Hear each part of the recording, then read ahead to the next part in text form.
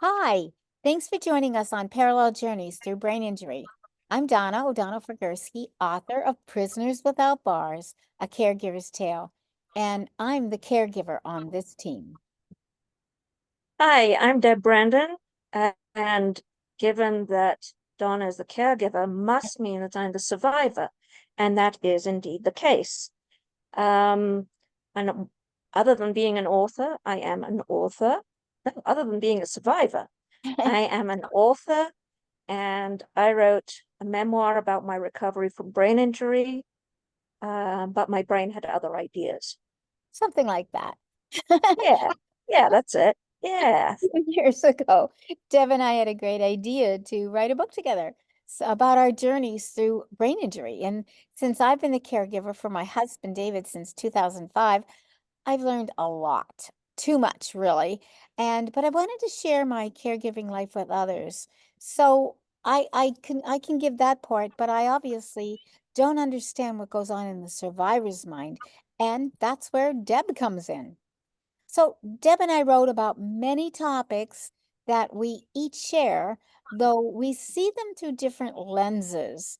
And we are excited that the first draft of our book is done now, and it's time to spruce it up. So we are now in revisions, and we're going to just talk a little bit about our process. So are we ready to get started, Deb? Yeah. So, um, let's see.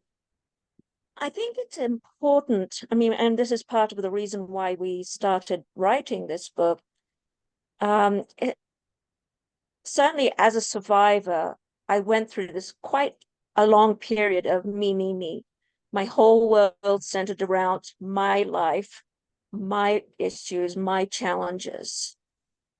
Um, and I think that's true in terms of a caregiver, that they also do that, right? Not exactly. I think the Well, caregiver is kind of thinking mostly about the survivor because right. we go into this hyper mode, I think, or at least I did, where because David was the star of the show. He was the survivor. He was the person who went through all this traumatic event and came through it. And I was there to support him. And so basically, yeah, it is everyone is focused on the survivor. When they're in the hospital, when the event actually starts, when it takes place, as it proceeds. And even to this day, I think he still is the focus Yeah, of this whole event. Um, yeah, people want to know how he is doing.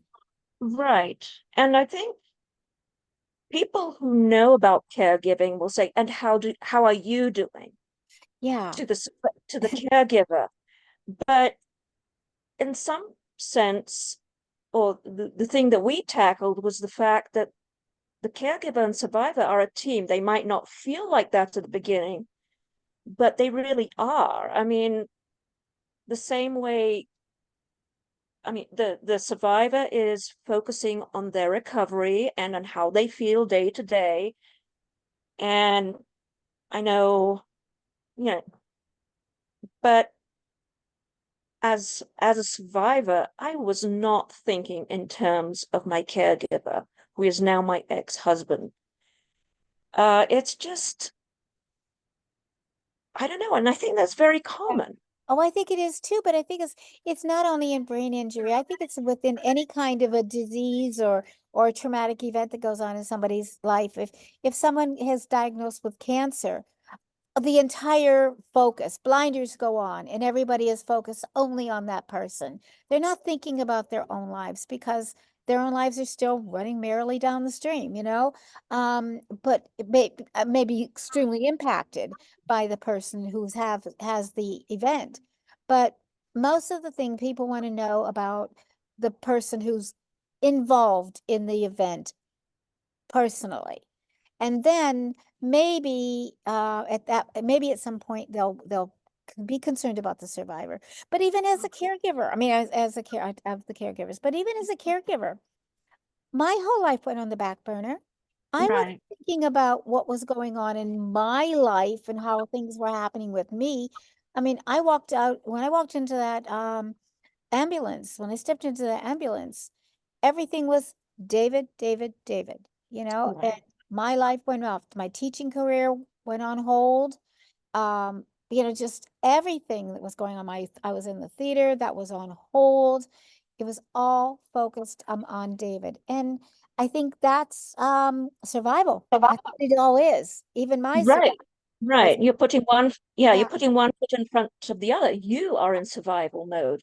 So, exactly. but, yeah, but as time goes on and recovery starts and progresses,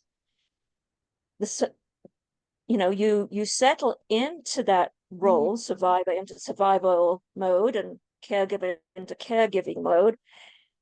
But now the issues with the caregiver has start surfacing, not resurfacing. Yeah. And and whether the survivor can see it or not, as a team, that starts becoming an issue. It starts, I think,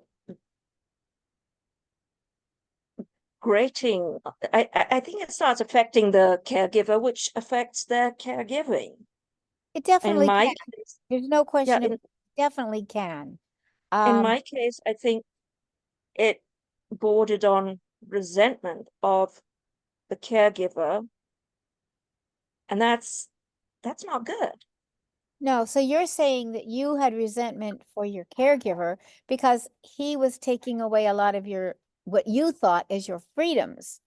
No, Is well, that was part of it, but I concern? think I think he began to resent having to focus his life on me and what it took away from his life. Yeah, And in fact, and because of his resentment, I became resentful, and we were both resentful.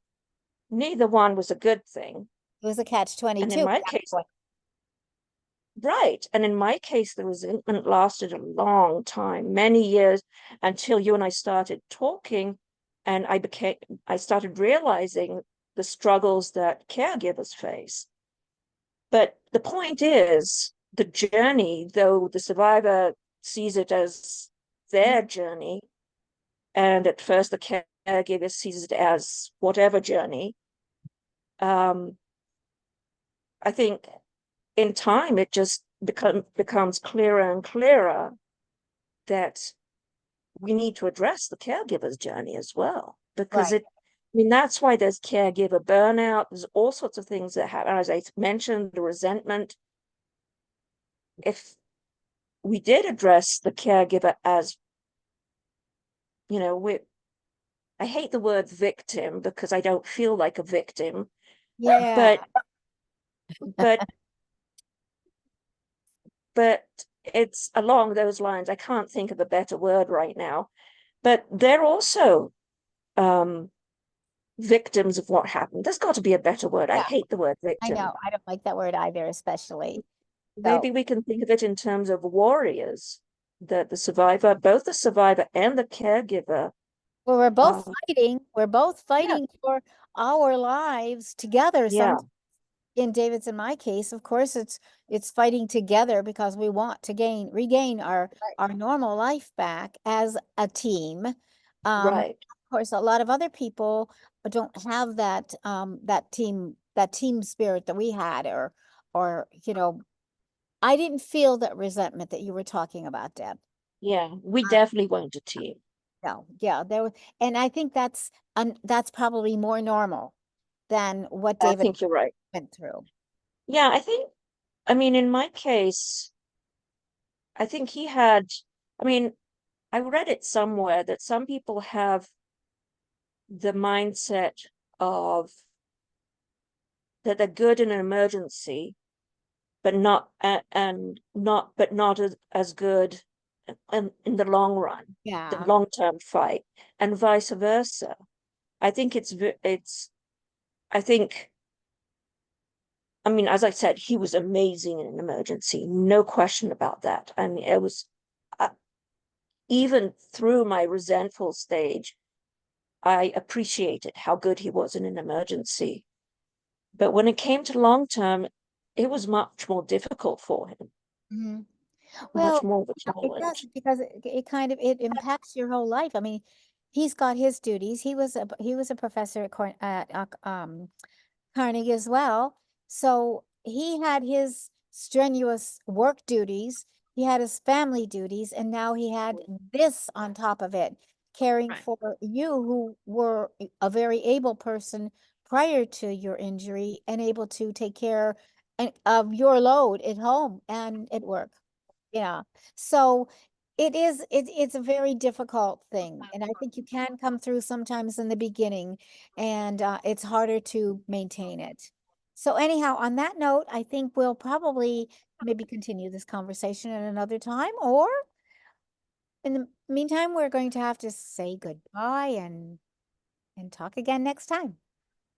Okay, thanks. Bye. Bye.